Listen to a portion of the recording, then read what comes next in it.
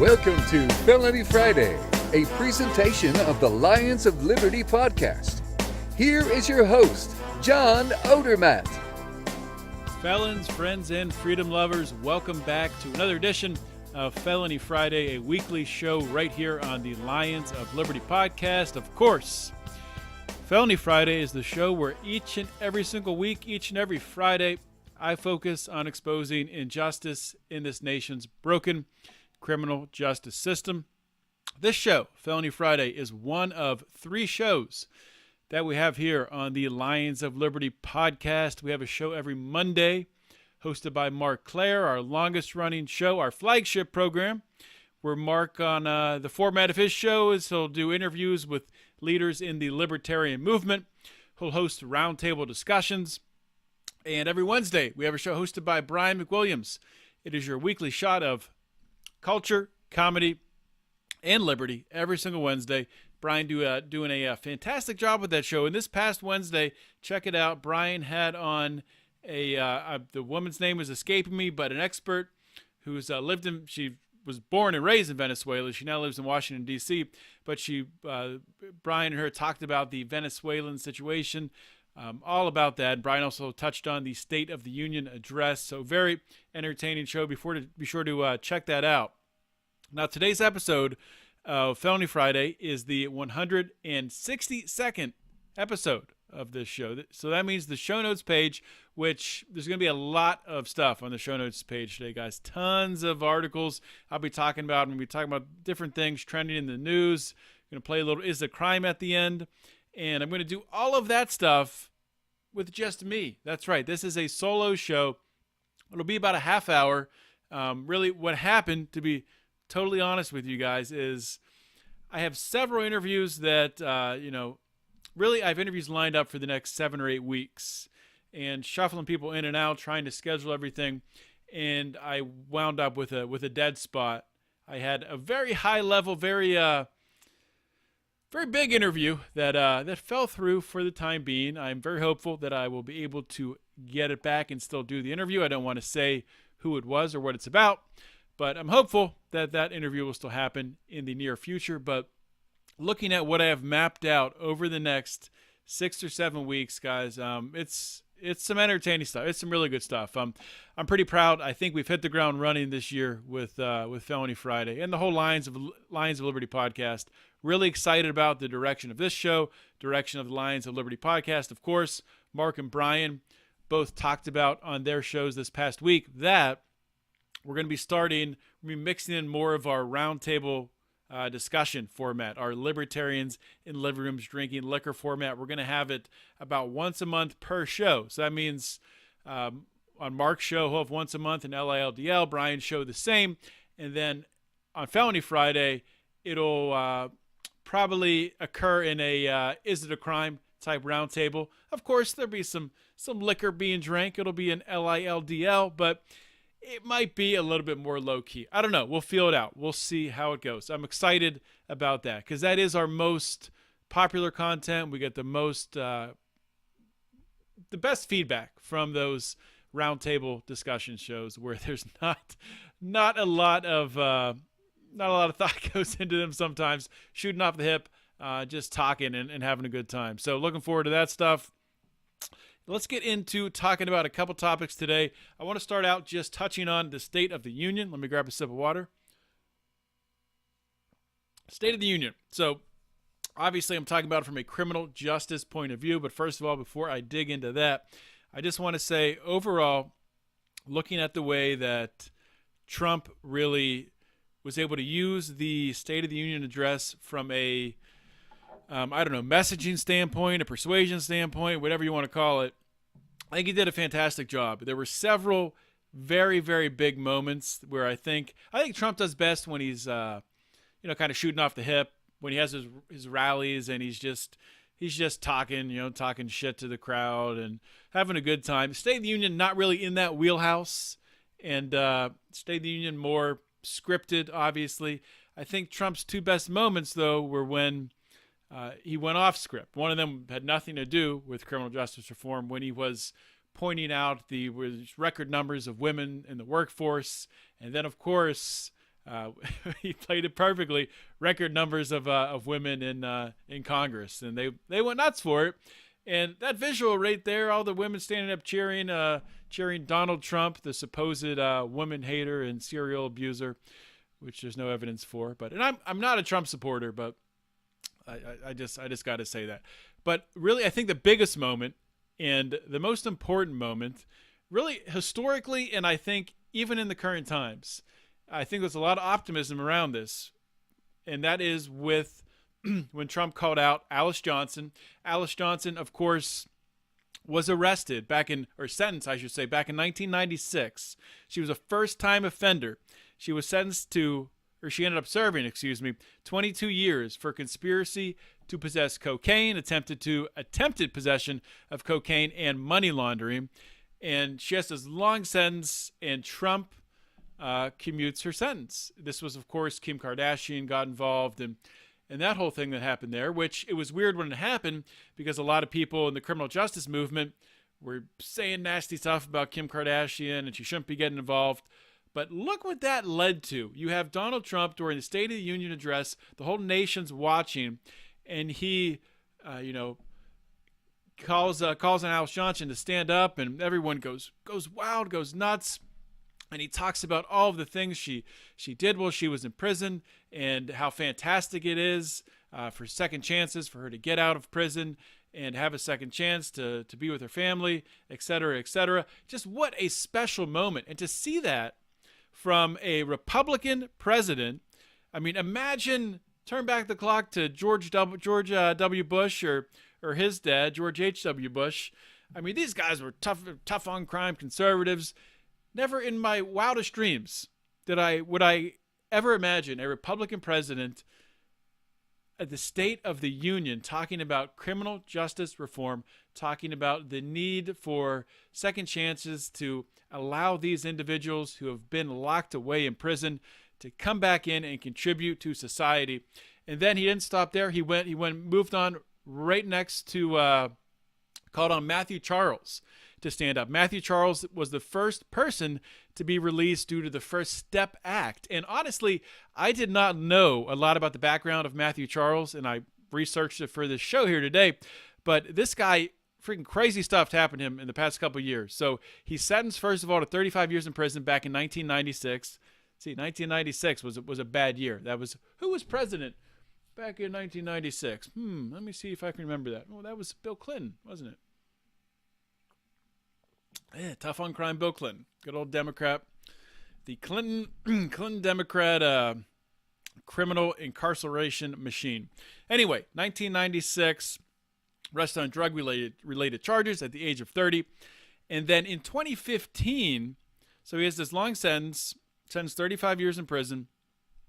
In 2015, a federal judge agrees that he deserved a shortened sentence. As a result, he was released in 2016.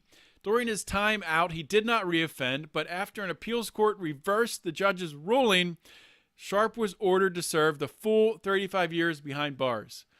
And this is right after the First Step Act was passed into law and signed into law, federal public defenders representing Charles asked for his sentence to be lowered. This was on December 27th, like right after the First Step Act was signed, and he was the first one to get out, to get a sentence commuted. So it's a fantastic story, and I'm hopeful. I did just reach out to Sean Hopwood, who very active in the criminal justice community. He's a lawyer. He's a guy that actually was arrested, did time for bank robbery, and got out, got his law degree. He's now a professor at Georgetown. I reached out to Sean because Sean posted a picture on Facebook of him and Matthew Charles. So I sent Sean a message saying, can I get Matthew Charles on the show? It's looking positive that hopefully Matthew will be able to come on the show, and hopefully Sean will come on the show because he's he owes me to come on. I invited him to come on a long time ago, right when he was on 60 Minutes. You know, what else did he have to do? He should have come on instead of going on 60 Minutes. This is where stars get made on Felony Friday. All right, moving on. I want to, one thing I want to do this year, 2019 and beyond, is I want to do a better job keeping you guys updated, keeping you guys informed on what happens with people I've had on, maybe some updates on progress they've made or changes in their case. And this is a recent update. So just back on episode 160 of Felony Friday, I had on Schaefer Cox. And you can find that episode at lionsofliberty.com/FF160 or just thumb on back in your old iTunes feed there. Schaefer Cox, huge injustice. Not going to go into the details to a great extent, but essentially what happened with Schaefer Cox, it was an FBI sting. He was set up. No actual crime was committed. It was really entrapment. They really kidnapped his whole entire family at one point, and they had FBI agents all over the place encouraging him to commit crimes, trying to set him up to commit crimes, threatening to murder him if he did not commit crimes. So the whole story is absurd. If you haven't heard that episode, if you don't know the Schaefer Cox story, go back, listen, go to that show notes page, lionsofliberty.com/FF160. All the links are there, making it like a Schaefer Cox sort of archive. But Schaefer does have on his website, which his supporters keep going, freeschaefer.com, his letters that he writes out of prison are posted in blog format. I want to read a little bit from his latest letter that came out on February 5th. So I'm not going to read it word for word. I'm going to jump around, but here we go. So this is from Schaefer Cox. Hi, everyone. I'm trying not to get my hopes up too much, but I can't help it. There is a motion pending in the lower court right now that could have me out as soon as this September if it's granted. He goes on to ask for prayers and saying that he wants to smell the sea and feel the sky, and there's a need, and I need to be there for my children. Well, they still are children. He was locked away when his kids were very young. Extremely sad story. And then goes on to say, the appeals court threw out the government's main theory of the case, pointing out that the stuff I supposedly did wasn't even a crime in the first place, but they let the one conspiracy charge stand because there could be some alternative basis for that charge that they were not aware of. So now that we are back in the lower court, we filed a motion pointing out that in light of the appeals court tossing the government's main theory, we now have no way to know what the conspiracy charge is based on. All we know for sure is that what it used to be based on turned out to not be a crime at all. So we were asking for a new trial on the conspiracy charge. It goes on to say then, so if this motion for a new trial is granted, it will put Schaefer back as being arrested but not yet found guilty. So he will be tried like his trial never occurred. So this is a very hopeful time. There is you can go to the website. There's a defense fund there, and he thanks people for donating to that. I encourage everyone to go, check that out. Check out Schaefer's website. And if you haven't heard that episode yet, go back and check that out. All right, moving on. Up next, I want to talk about a story out of Alabama. So Alabama police officer will not be charged in the fatal shooting of a mistaken gunman. This happened, I think, on Thanksgiving. I'm remembering in the news. And it just came out recently this past week. This officer is not going to be charged. They didn't even identify who the officer was, really. What happened here is there were a couple of individuals that got in a scuffle, and you can go read the article. But to sum it up, a guy by the name of E.J. Bradford was killed by this officer. And like I said, the officer's name has not been released. Bradford was fatally shot by the officer seconds after another man, Aaron Brown, allegedly shot twice and wounded 18-year-old Brian Wilson. It's confusing with other names. The bottom line here is, and what a witness said, I'm going to read a witness's statement. They said Bradford was helping out in the situation after the shooting went down. He was armed. I believe he was legally armed at the time. Not 100% sure. They don't really say that in these articles I'm reading on the New York Times and whatnot. But Ashlyn McMillan, who was a witness of the mall shooting, told the New York Times that she considered Mr. Bradford a hero, saying that he directed frantic shoppers to safety and had warned her to get down and seek cover inside a store. So I guess he did that first and then he chambered around and pursued the perpetrator, the man who had shot someone else.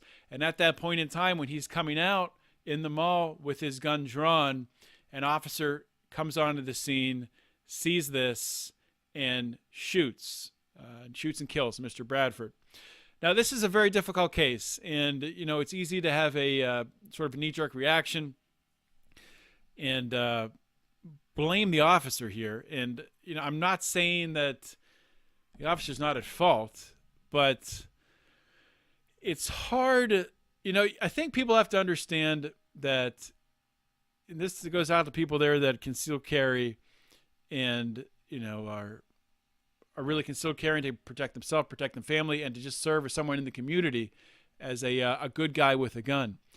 You have to remember that when police officers arrive on the scene of a crime and they see you carrying a gun, immediately you are assumed to be the shooter. So that's sort of just a fact of life. And, it's tough. This is a really tough situation. And I would have to know more about the specifics of this case. I have not watched the video that's out there. There's some video of the shooting. You'd like to see. And, one thing that comes to mind that I want to touch on. So the way police officers are supposed to respond to a crime, say if there's a store gets robbed or something, and a store gets robbed, it's an armed robbery happens, police officers show up at the end, and the perpetrator is running away.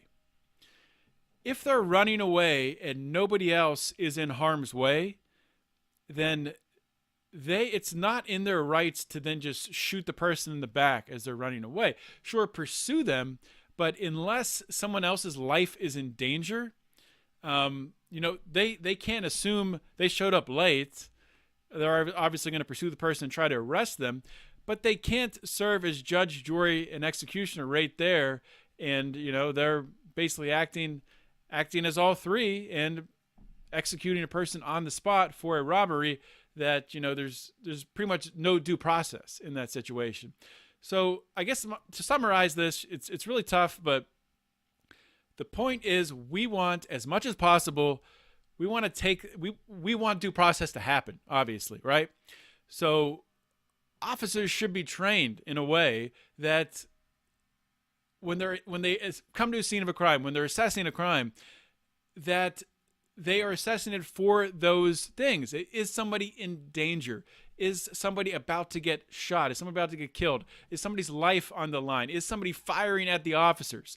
And if none of those things are happening, they got to calm the hell down. You don't just run in there and start shooting at people, even if somebody has a gun drawn. You don't do that. Get cover, assess the situation, and figure out what's going on. So, do I know if the officer was at fault here? I don't. And maybe that's my fault for not researching it more so, but, you only have so much time when you're running a podcast like this. So,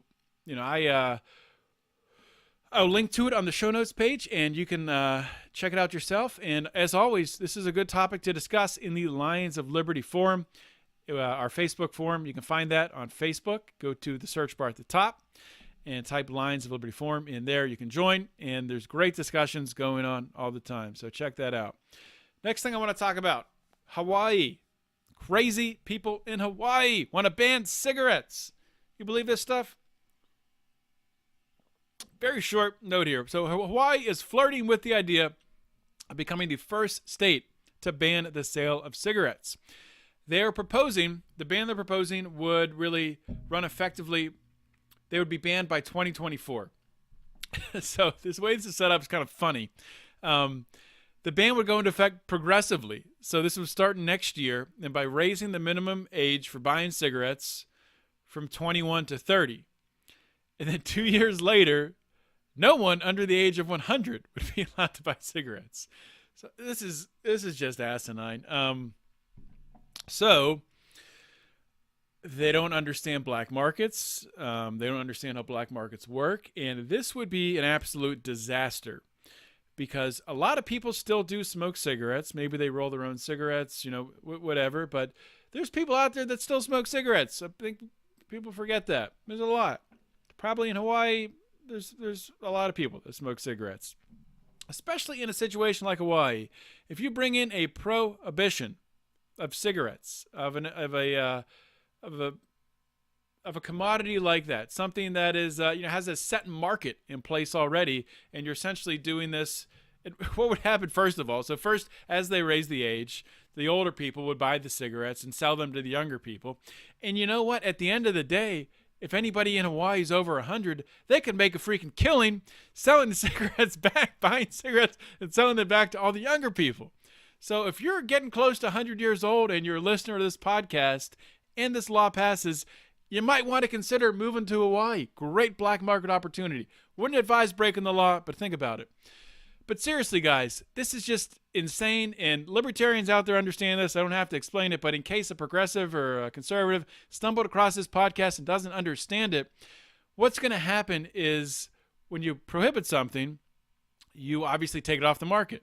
So the market's still there. There's still people there who want it. So that need needs to be fulfilled. There's still demand, needs a supply. That supply is still going to happen. It's more risky since you're risking arrest. So the people that are attracted to that market, the people who are attracted to filling the orders of cigarettes, people who have that need and doing those consensual transactions that are now outlawed and prohibited, those types of people are more a little more risky. You know, they're willing to take a risk because they want to make some more money. So you're going to bring in more of a criminal element. So what you're going to do is you have a problem right now. You have people smoking cigarettes. Maybe they're getting cancer. Maybe they're not. Maybe they're dying. I don't know. It's still their choice. It's their body. It's up to them. At the end of the day, what you're doing is you're taking that small problem that is a personal problem for that individual, and you're putting it across the entire society, across the entire state of Hawaii. You're going to bring violence throughout the neighborhoods there. It's insane. So if you don't understand that, I feel sorry for you. It's not that hard. Read a book. I don't know what else to tell you. All right, moving on next. I want to talk about, this is funny, and this is a quick note here, O.J. Simpson. O.J. Simpson interviewed by TMZ. You know, it's always great to hear from O.J. You know, he's free again, a free man, O.J. Simpson. Murdered 2 people. Spent time in jail for something totally unrelated to that. But now he's free. And he's mad at Roger Stone. Why is he mad at Roger Stone? He's mad at Roger Stone for bitching about the FBI showing up at his house like they were raiding, a Mexican drug lord. Like they were raiding El Chapo or Bin Laden, which is what Roger Stone said, and which is true. And as Brian McWilliams talked about on Electric Liberty Land, CNN conveniently was there to film everything. So it was like a made-for-TV movie. Perfect television for CNN. So Roger Stone's bitching about that. O.J. Simpson takes exception to that. What does O.J. say? O.J. says when he got raided in Miami, he says, I got raided in Miami. 30-something FBI agents, 5 o'clock in the morning in Miami. I had more than dogs. I had kids there. They were a little traumatized. And he says, so you know what? Man up. Stop crying. Saying that to Roger Stone. Well, OJ, I think what you did is a little bit worse than what Roger Stone did. What did Roger Stone do? I'm not even sure if Roger Stone committed a crime. All he did was just lie to the FBI. Did he actually commit a crime that he lied about to the FBI? Not that I've really seen. So I think Roger Stone has every right to bitch.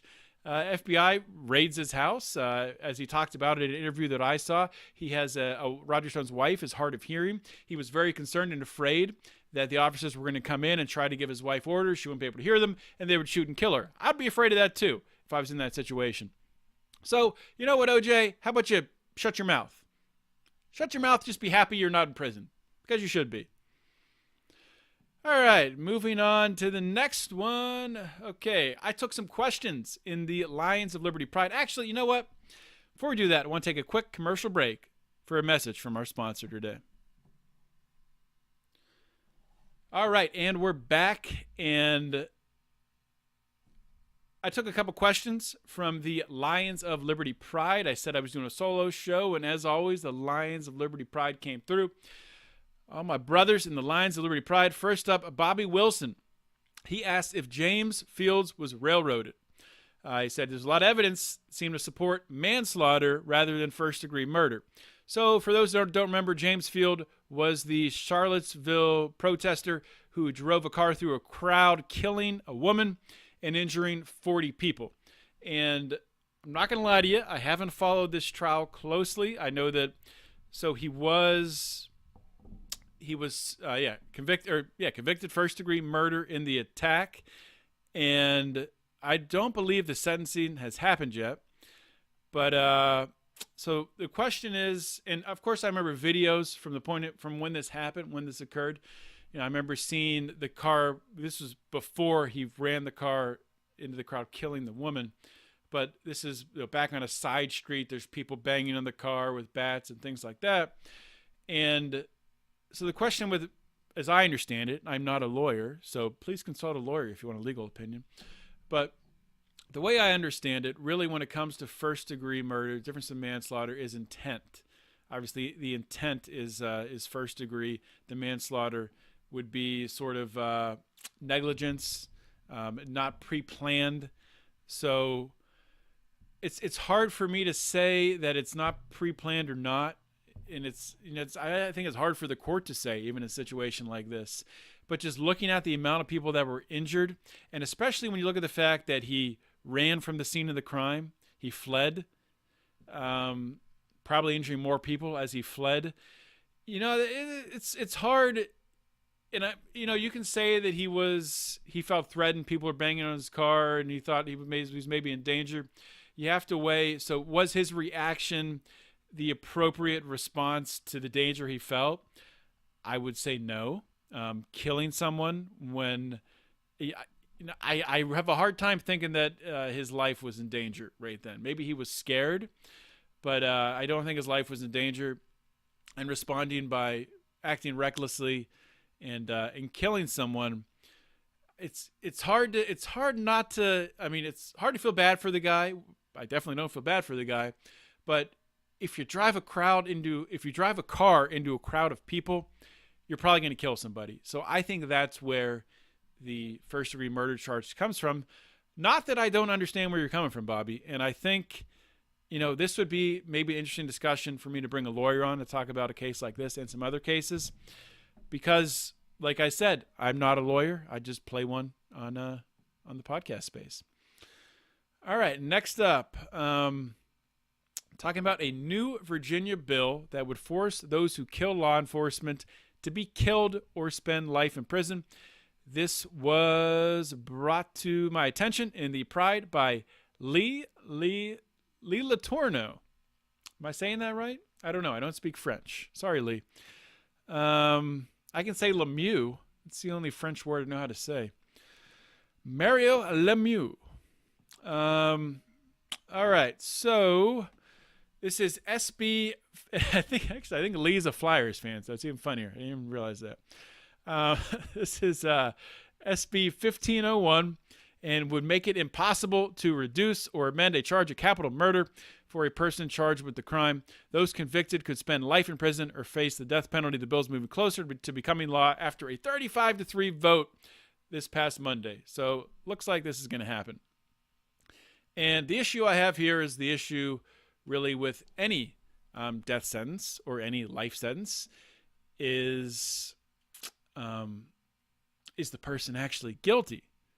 So, that unfortunately in our system today on death row with capital punishment, there's a lot of people on death row. There's been a lot of people who have been killed, who have gotten the death penalty, who it's been found later they were indeed innocent. So that is the reason why I'm always against the death penalty.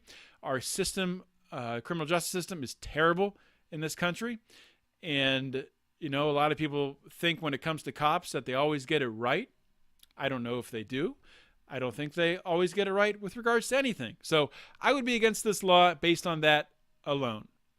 On top of that, I think it's important to note with a law like this is just further placing police officers on a pedestal above the rest of society, which I think is complete and total garbage.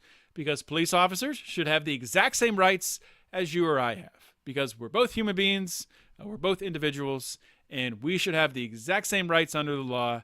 A police officer should not have the same thing we have to do with hate crimes or different things like that. You don't get different punishments based on the color of the skin whose rights you violate, or where they live, or what their position of power is, or whatever, things like that. We got to get rid of pedestals. We got to stop putting different classes of people, different jobs on pedestals. All right, rant over. Lastly, before I conclude the show, I want to play America's fastest growing game show. I'm going to play with myself. Is it a crime and should they do time? In today's edition of Is It a Crime and Should They Do Time is brought to you by the Homesteads and Homeschools podcast. Actually, it's not really. I'm just being a nice guy and giving my friend Ben Pangi, who recommended these two stories, giving him a free plug for his new podcast, which just started. But I do recommend. He's a member of the Lions of Liberty Pride, a good friend of the show. Definitely check out his podcast. It's good. I've listened to it. I'm a subscriber. Check it out if you're into homesteads, if you're into gardening, stuff like that. If you're into homeschooling, I know Ben homeschools his kids. He's bringing on, other individuals who homeschool their children. Check it out. It's a libertarian's dream. First story that Ben sent me, out of London. Karl Marx has a grave in London. I did not know that. I don't know why Karl Marx, who is German, I'm almost 100% sure, has his grave in London, but he does. Let me get a sip of a beverage there. And his grave was vandalized. It was a suspected hammer attack. So this is actually more of a monument than a grave. I think there was an original grave there, and they made it into a monument. So yeah. This it was a marble plaque, which was taken from the original gravestone in 1883 and put on a 1954 monument. So I didn't take the time to look in the history of this monument and how it was funded, but I would assume that there was some public funding maybe involved in this monument. Maybe not, but assuming it's a publicly funded monument, this takes us into the tragedy of the commons. Obviously, you don't want people damaging property, but who owns the property? Now, if it's an individual or a institution that owns it, then absolutely, it's easy. It's a crime, and yes, that institution should be reimbursed. If it's not, if it's the government that owns it, you know what? The government shouldn't be putting up monuments. So I have no sympathy for that, and I'm sorry. Take down the monument. That's what I would say to that. I don't think the government should be putting up monuments, especially to Karl Marx. But with that being said, I do not promote vandalism of government property. You know why? Because it's stupid, and you could end up going to prison. So don't vandalize government property. But at the end of the day, there shouldn't be any government property. So there's your solution.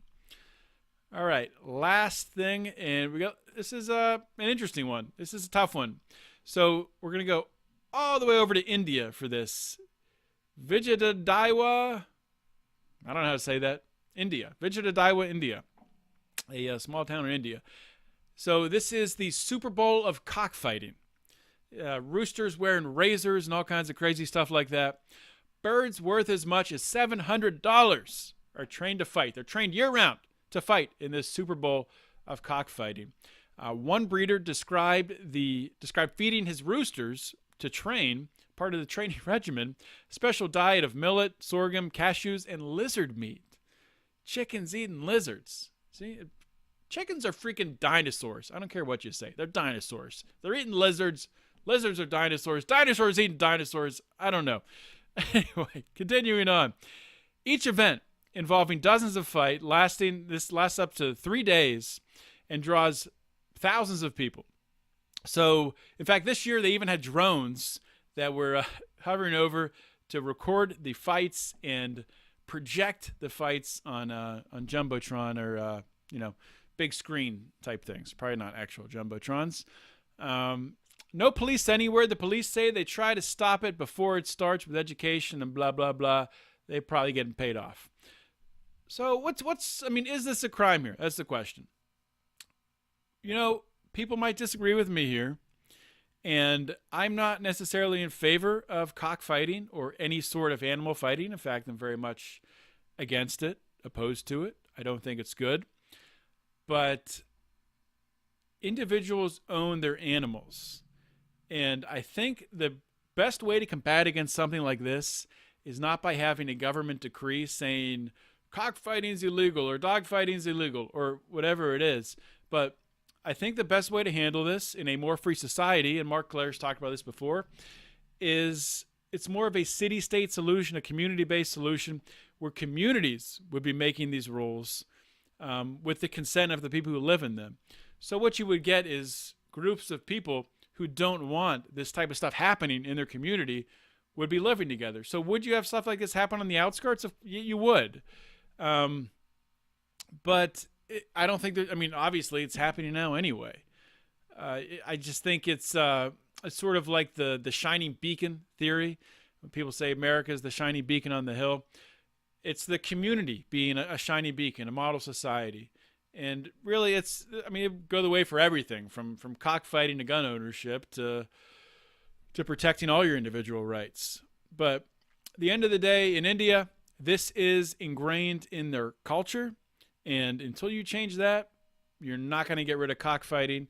And just like in other societies, other countries have bad dogfighting problems, or like in Spain, they have the running of the bulls. It's in their culture. And until you get it out of the culture, you're still going to have it, even if you prohibit it. So that is a wrap with that. So what would I say? I guess I would say not a crime. Just reorganize the way you do things to make it more libertarian. I don't know. Was that a cop-out? Might have been. So hopefully you guys enjoyed today's solo show. And, next week I'll be back on with a guest. I have, I think, 6 or 7 guests lined up for the next month or so, month and a half, I guess.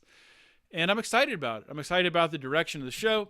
I'm excited about, like I mentioned at the top, our new, each of our shows is going to have a roundtable type show once a month. That's exciting stuff. But more than anything, I am excited about the new bonus content that we have here in the Lions of Liberty Pride, which you can find by joining at patreon.com/Lions of Liberty. And we have a new show. It is called the Legion of Liberty Doom. And it is, I'm not going to say it's in direct competition or we're trying to one-up there's a group out there that call themselves the League of Liberty. I'm not even sure who's in it. A couple people. But they produce some bonus content, like once every 5 months they come out with the show. But, myself and my fellow Doom members, as we like to call ourselves, we decided we wanted something for the people. We wanted to bring something really, really cool to the people. And we wanted to do it frequently. And it's going to be the best produced show out there. It's going to be fun. It's going to be informative. It's going to be entertaining. It's going to be hosted by a bunch of libertarians who love to have a good time. So who's on it? Myself, Brian McWilliams, Howie Snowden. You got your 3 Lions of Liberty. You can't beat that. And we're bringing in Dan Smots from the System is Down podcast. If you haven't subscribed to that, check it out. And Remzo Martinez from the Remzo Martinez Experience. If you haven't heard of that one, check it out. So we'll be doing content whenever we feel like it. So join the Pride and check it out. But that is a wrap, guys. Thank you so much for listening today. I really appreciate it. Hope you enjoyed today's show. If you did, give me some feedback. Send me an email, john@lionsofliberty.com. Hit me up in the Lions of Liberty forum or just find me on Facebook. And that's it, guys. This is John Odermatt signing off. Always remember to keep your head up and the fires of liberty burning.